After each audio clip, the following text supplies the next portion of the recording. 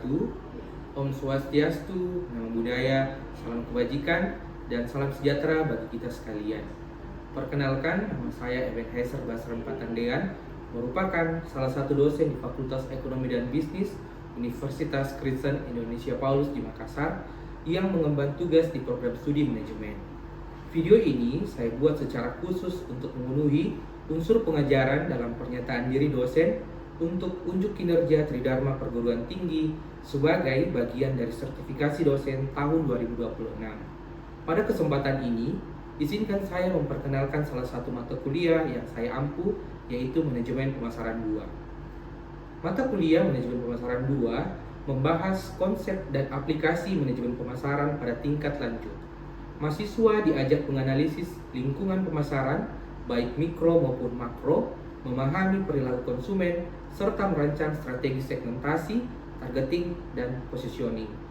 Mata kuliah ini juga mengupas pengelolaan bauran pemasaran, mulai dari strategi produk, harga, distribusi, hingga promosi, yang kemudian dirangkaikan dalam komunikasi pemasaran terpadu. Mahasiswa turut dibekali pemahaman mengenai pemasaran digital dan media sosial, keunggulan kompetitif, pemasaran global, hingga pemasaran berkelanjutan yang berorientasi pada nilai pelanggan. Mata kuliah ini berkontribusi pada beberapa capaian pembelajaran lulusan program studi manajemen, khususnya penguasaan konsep teoritis, manajemen pemasaran secara mendalam, kemampuan berpikir logis, kritis, dan sistematis dan inovatif dalam memecahkan masalah pemasaran, serta kemampuan menyusun rencana pemasaran secara mandiri, bermutu, dan terukur. Secara lebih spesifik, berikut merupakan capaian pembelajaran mata kuliah yang ditargetkan. Yang pertama, CPMK yang pertama, mampu menganalisis lingkungan pemasaran, sistem informasi pemasaran, dan perilaku konsumen untuk mendukung pengambilan keputusan strategis. CPMK yang kedua, mampu merancang strategis pemasaran komprehensif, mencangkup STP dan bauran pemasaran 4P berbasis nilai pelanggan. CPMK yang ketiga, mampu menyusun program komunikasi pemasaran terpadu, termasuk strategi pemasaran digital dan media sosial. Materi pembelajaran disusun bertahap selama 1 semester, mulai dari analisis lingkungan pemasaran dan perilaku konsumen, strategi STP, dan bauran pemasaran, pengembangan produk dan siklus hidup produk, hingga komunikasi pemasaran terpadu, serta pemasaran digital pada pertemuan-pertemuan akhir. Untuk meningkatkan pemahaman konseptual sekaligus keterampilan praktis mahasiswa, saya menerapkan beberapa metode pembelajaran interaktif. Di antaranya yang pertama, ceramah dan diskusi interaktif, di mana menjelaskan konsep inti pemasaran sekaligus membuka ruang tanya jawab agar mahasiswa terlatih berpikir kritis. Kemudian yang kedua, studi kasus atau studi kasus pemasaran menggunakan kasus merek dan perusahaan nyata agar mahasiswa memahami penerapan STP dan bauran pemasaran dalam konteks bisnis sesungguhnya. Yang ketiga, presentasi kelompok. Mahasiswa menyusun dan mempresentasikan hasil analisis strategi pemasaran secara berkelompok, melatih komunikasi dan kerjasama tim. Yang terakhir, praktik penyusunan marketing plan. Sesuai bobot praktik pada mata kuliah ini, mahasiswa menyusun rencana pemasaran nyata sebagai capaian akhir 1 semester. Penilaian dilakukan secara berkesinambungan, meliputi keaktifan di kelas, hasil presentasi, kelompok, ujian tengah semester, dan ujian akhir semester, sesuai bobot yang telah ditetapkan dalam rancangan pembelajaran semester.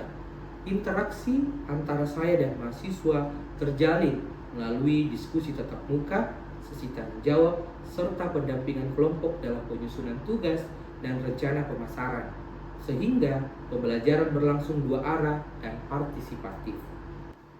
Pada kesempatan yang baik ini, izinkan saya memperlihatkan cuplikan proses pembelajaran saya di kelas. Cuplikan ini mencangkup beberapa fokus pembahasan penting dalam mata kuliah Manajemen Pemasaran 2, yaitu analisis lingkungan pemasaran, baik itu mikro dan makro, dan perilaku konsumen, serta case study. Terima kasih semuanya. Oke, hari ini kita akan masuk di mata kuliah kita menjadi pemasaran 2. Tapi sebelumnya sebagai orang percaya kita berdoa dulu. Kita berdoa untuk keyakinannya masing-masing. Berdoa mulai.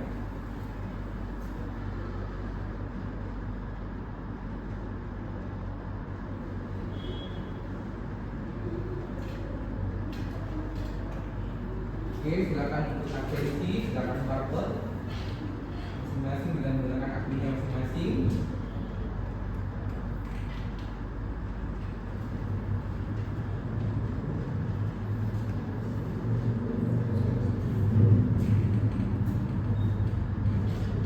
Apakah sudah?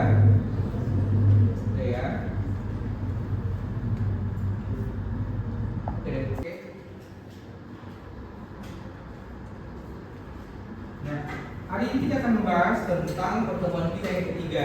Jadi pertemuan kita minggu lalu, pertemuan 2, itu membahas tentang bagaimana kita mengetahui konsep-konsep ataupun hal-hal yang terdapat dalam pemasaran 2. Jadi ada beberapa perbedaan antara pemasaran yang pertama yang kita pelajari semester lalu dengan pemasaran yang sekarang. Oke, mari kita melihat di atas.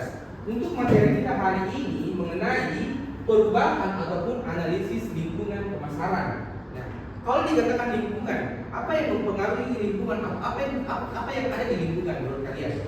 Kalau lingkungannya UKIM, apa saja? Ada apa saja dalam lingkungan UKIM? Mahasiswa, apa lagi? Oke, kalau misalnya lingkungan di luar UKIM, apa itu?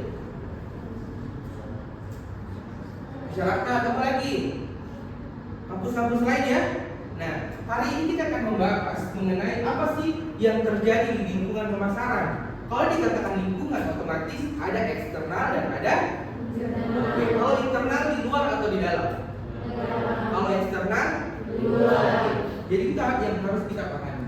Nah, kalau kita lihat di atas, menurut Kotler, ada dalam lingkungan pemasaran itu ada lapisan-lapisan ataupun intisari. Nah, kalau kalian lihat di atas, lingkungan pemasaran adalah kombinasi antara aktor dan kekuatan di luar fungsi pemasaran yang mempengaruhi kemampuan manajemen untuk membangun dan mempertahankan hubungan pelanggan yang sukses. Kalau kalian lihat di atas ini, kalau lingkungan eksternal itu yang seperti dikatakan oleh Kotler, itu ada aktor dan kekuatan. Kenapa harus ada kekuatan di situ? Kenapa bukan kelemahan? Kenapa bisa? Menurut kalian saja. Kenapa harus ada kekuatan? Kekuatan apa yang dimaksud menurut kalian? Ya? Kekuatan apa? Jawab saja. Kekuatan apa? Ya, kekuatan bersaing. Kenapa harus dibutuhkan kekuatan bersaing?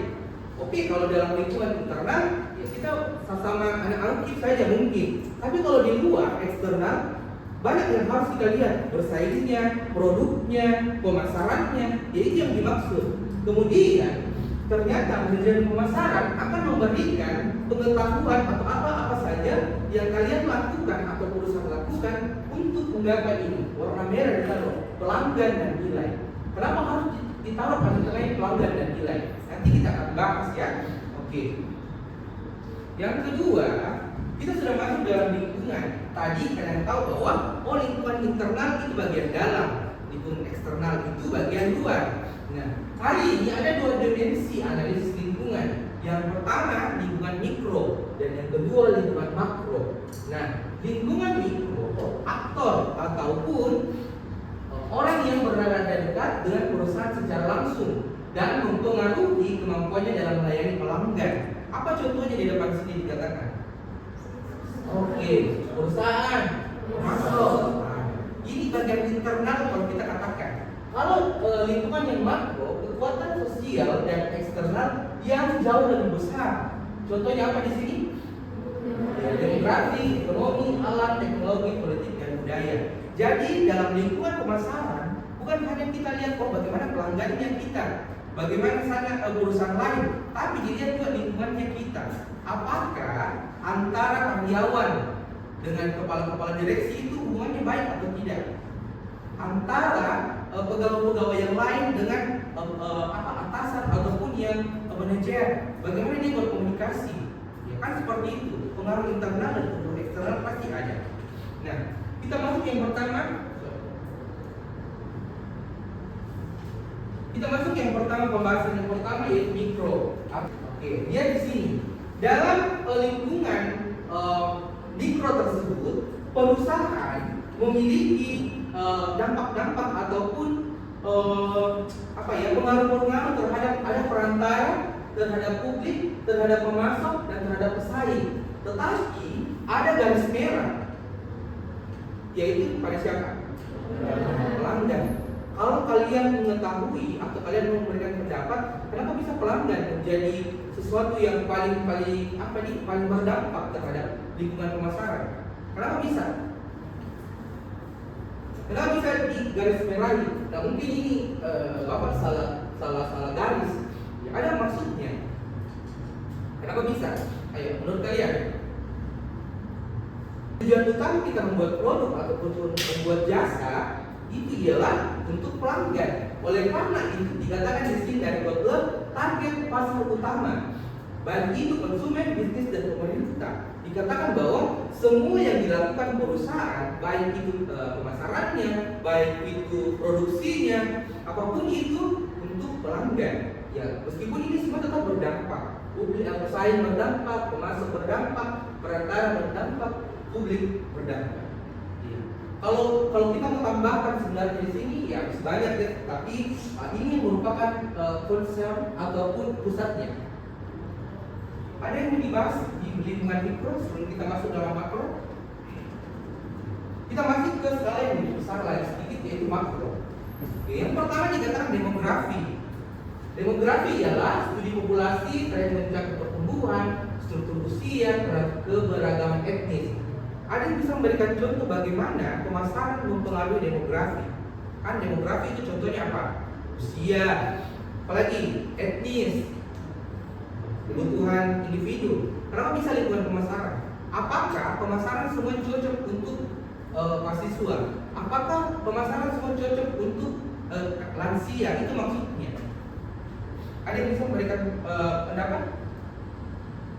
Nah, dikatakan demografi mempengaruhi tingkat ataupun lingkungan pemasaran karena yang pertama kita lihat, kalau misalnya iklan-iklan yang berbau rokok, apakah itu muncul di pagi hari, siang hari, sore hari? Dia muncul di mana? Tengah malam. Kenapa bisa tengah malam? Karena sasarannya ya bapak, anak muda. Kalau misalnya dia muncul di pagi hari ketika jam 8 pagi, ya takutnya, oh ternyata ada namanya rokok. Ya, mungkin anak-anak akan berpikir seperti itu. Kemudian di bagian politik dan sosial, nah ini yang paling rentan sebenarnya biasa. Terkadang kalau kita lihat regulasi bisnis, peningkatan undang-undang perlindungan lingkungan dan tanggung jawab sosial ataupun stabilitas politik mempengaruhi investasi. Sekarang ini tahu, ya apa yang terjadi? Apa yang terjadi menurut lingkungan pemasaran yang mempengaruhi politik? Oh, karena lagi naik bahan-bahan Pak. Biasanya kan seperti itu, tiba-tiba muncul inovasi-inovasi. Beli 1 gratis 3. Biasanya kan begitu loh. Iya, kalau ini meskipun mahal ini barang ini ada di gratisnya. Itu sebagai apa? Kalau kita orang Indonesia, kata gratis itu sesuatu yang memikat. Ya ada gratisnya, padahal sama di harganya sebenarnya. Tapi karena ada kata gratis atau beli ini dapat ini, atau dikatakan kalau kalian di Shopee apa flash sale, apa gratis ongkir, itu yang memicu. Oleh karena itu ya politik dan sosial pasti mempengaruhi. Kemudian teknologi paling berpengaruh juga ya teknologi. Dunia pemasaran berubah oleh karena ada teknologi. Jadi orang bagi-bagi brosur, ada orang bagi-bagi brosur. Orang sekarang semua di sosial media. Orang ketemu di sosial media. Di dunia maya itu yang jauh semakin dekat, yang dekat semakin karena baru datang cuma mau dikirim kanan atau bikin apa? Bodoh kan? Bagian di sosial media. Oke, untuk budaya apa lagi ya? Budaya kita di Indonesia apalagi beragam. Pemasaran di Aceh berbeda, di Bali berbeda. Saya di Makassar berbeda, di Toraja berbeda. Begitu dia dengan lingkungan pemasaran. Tidak semua iklan bisa kita kasih keluar. Harus ada lihat budaya orang. Oh seperti ini, oh seperti ini. Konsepnya juga seperti ini. Oke, sebelum kita masuk studi kasus, apakah ada yang memberikan pertanyaan kah, ataupun memberikan insight atau pengalaman kah? Silakan. Oke, silakan. Oke, silakan. Apa yang akan terjadi pada sebuah perusahaan apabila tidak ada kegiatan pemasaran di dalamnya? Oke, apa yang akan terjadi kepada perusahaan ataupun UMKM ataupun siapapun itu yang membuat produk dan barang dan jasa kalau tidak ada pemasaran, gitu ya? Oke, misalnya seperti ini, kita mempunyai produk, ada produknya kita, bagus sekali, kita membuat inovasi, tapi kita diam-diam saja di rumah, jual saja depan rumah, tidak ada yang lagi beli itu, ataupun tidak ada di foto, kemudian tidak ada diberikan video, apakah orang akan tahu atau tidak? Yang tahu siapa? Ya sekitar rumahmu saja, atau temanmu, pacarmu, atau keluargamu. Karena apa? Tidak ada pemasaran. Kan minggu lalu Kotler mengatakan bahwa pemasaran adalah bagaimana cara kita memperkenalkan. Saya adalah mahasiswa UKIP, saya manajemen. Oh iya tahu dia anak UKIP, dia ada manajemen, dia umurnya seperti apa segala macam. Itu kan memperkenalkan. Kalau tidak adanya pemasaran, barang sebagus apapun, produk apapun yang paling bagus, kalau tidak orang tahu ya buat siapa, laku atau tidak? Pasti tidak. Palingan ya kasihkan temanmu saja. Jadi pemasaran itu bukan hanya tentang memperkenalkan juga, tapi bagaimana kita meyakinkan orang dibeli kok ini. Nah, apalagi kalau di bagian produk ya sekarang. Kalau misalnya kalian pergi ke apa lagi ini, Buno Shop, muka lihat ini warnanya ini lipstick, tapi kalian tidak mau membeli dulu. Apa yang biasa barang apa yang muncul di shop itu? Apa namanya? Tester ya. Itu kan seperti tester. Yang pojok masuk di di situ tester juga coba walaupun tidak beli. Itu kan tidak baik juga ya. Jadi tester ini adalah percobaan, cocok atau tidak ini. Atau parfum. Apalagi makanan juga sudah ada ya. Makanan tuh kalau kita di mall-mall, dicoba ini, coba ini. Malah kalau sekarang pernah datang di kampus, Teflon, dia bikinkan, dia memasak di situ. Dia bikinkan donat, bikin Teflonnya. Jadi dia langsung memperlihatkan fungsi dari barang tersebut. Oke? Nah, kita lanjut dalam studi kasus. Atau masih ada lagi? Oke, studi kasus. Studi kasus untuk materi yang ketiga ini adalah Philips. Philips itu apa? Makanan, minuman? Iya, lampu ya? Iya. Kamu pakai Philips sih? Ada? Nah, pernah dilihat kan? Pernah. Oke. Philips melihat bahwa peluang di Timur Tengah itu sangat besar. Dia melihat dia mau ekspansi produk Philips-nya ini atau lampunya ini ke Timur Tengah. Nah, apa yang terjadi di Timur Tengah? Yang pertama ialah kita lihat krisis energi di bagian politik dan alam. Krisis energi memicu regulasi ketat di Timur Tengah tersebut melarang bom standar batu bara untuk menekan emisi karbon. Katanya semakin terang sebuah lampu itu akan mempengaruhi emisi karbon atau biasa kita sebut efek rumah kaca. Nah itu yang diterapkan di lingkungan ataupun politik yang dikeluarkan oleh Timur Tengah. Kemudian respon dari strategi Philips apa? Dia lihat bahwa fokus total pada inovasi portofolio hemat energi. Dia mengeluarkan bahwa LED ini adalah hemat energi. Akan berbanding terbalik dengan kasus yang ada di Timur Tengah. Kemudian yang kedua adalah tingkat inflasi dan pertumbuhan produk domestik bruto sangat mempengaruhi jumlah konstruksi bangunan baru. Yang dilakukan Philips ialah membangun model korelasi PDB ke permintaan sebagai indikator utama daya pasar. Dia lihat bahwa ternyata kurang-kurang ini pendapatannya orang di sana. Oleh karena itu apa yang mereka turunkan apanya? Kalau kita lihat, misalnya kalau orangnya kurang-kurang gajinya seperti ini standar UMR, apa yang mempengaruhi? Yaitu harga ya. Iya, dan satu rata semua. Oh, kalau misalnya McD ataupun KFC di Indonesia akan sama kalau kita ke Singapura. Pasti akan ada perbedaan karena ya itu dia menyesuaikan, lingkungan pemasaran akan menyesuaikan. Oke. Nah, kemudian yang terjadi ketika Philips tersebut melakukan hal tersebut, dia menjadi apa? Penguasa pasar. Malah dia menguasai, dia bisa melebihi dari pesaingnya yaitu Osram dan General Electric. Nah, itu yang dilakukan. Apa sih yang akan terjadi atau apa kiat-kiat tersebut? Ya, yang dilakukan Philips adalah strategi. Dia proaktif.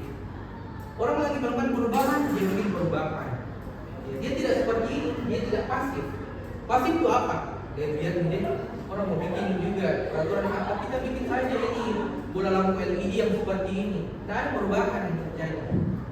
Atau makanannya itu saja yang dia buat. Produksi bajunya begitu saja dari tahun 1970, 80, 90, 2000 begitu saja. Tapi Philips melakukan ini. Ya, dia proaktif, mengambil tindakan agresif untuk mengubah lingkungan dan memimpin inovasi hijau. Seperti itu maksudnya. Apakah ada yang lain lagi?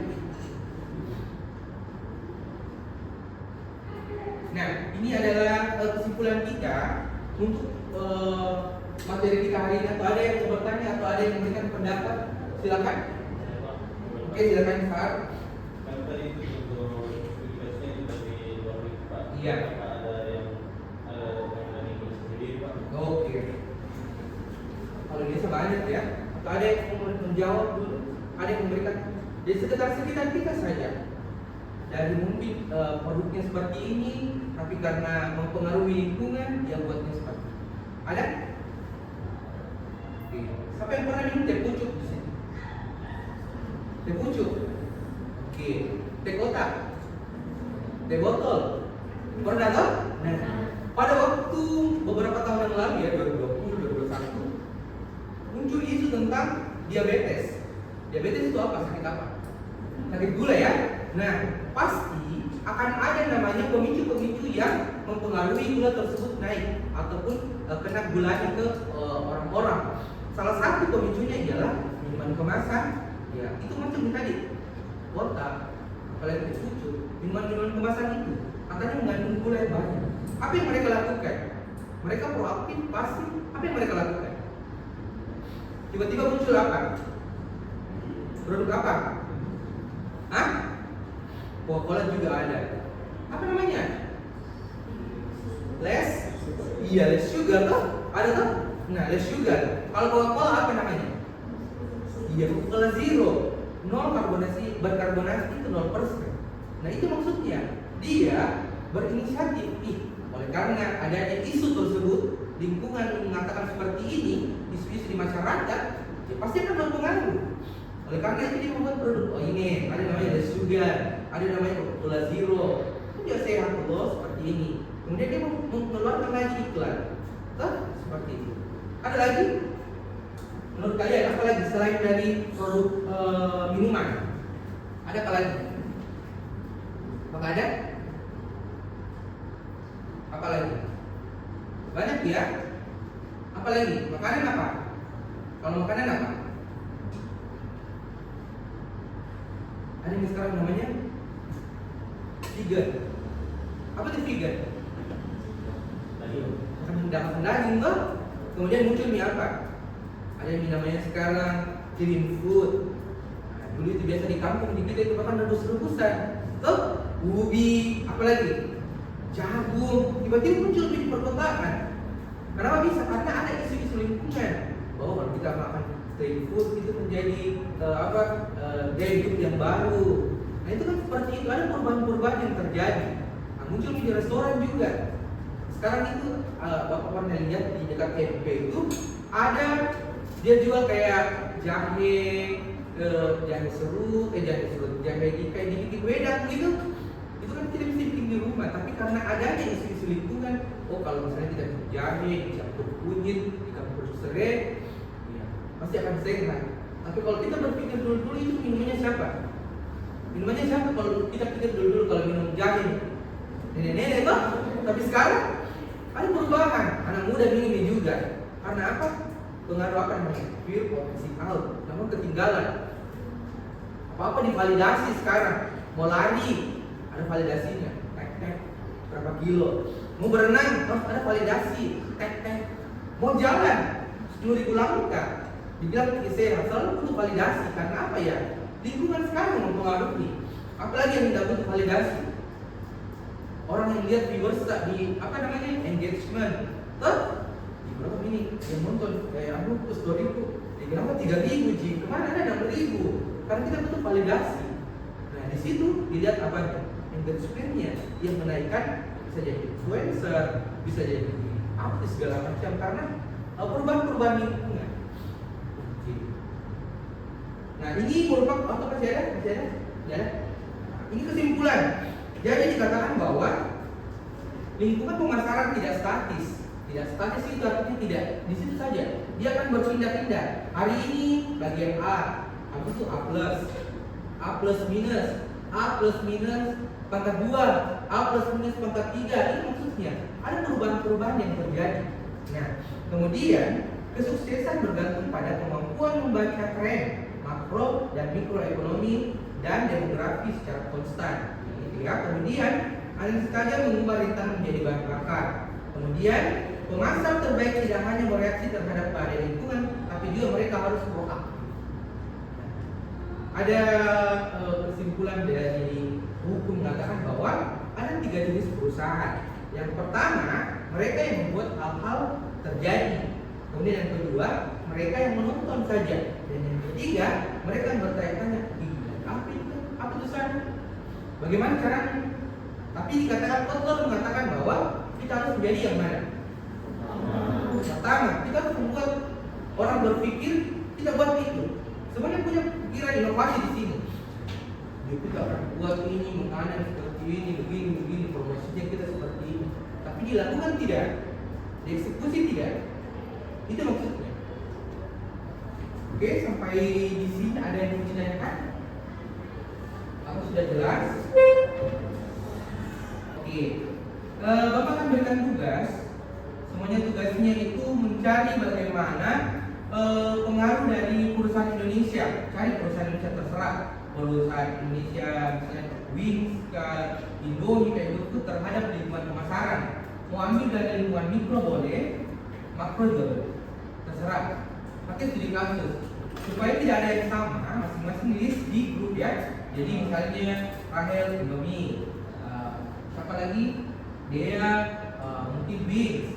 Nah, yang lain seperti itu supaya kita punya pengetahuan banyak inseknya. Oke. Itu saja untuk kali ini. Sudah diakses ya, ada yang belum akses? Kemudian kita menutupnya, kita berdoa. Kita berdoa untuk keyakinannya masing-masing, berdoa dimulai.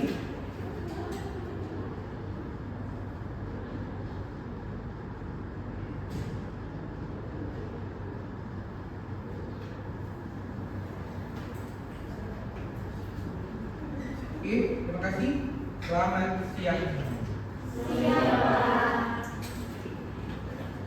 Demikian deskripsi singkat mata kuliah manajemen pemasaran 2 dan pengantar video pengajaran di kelas yang saya telah lakukan.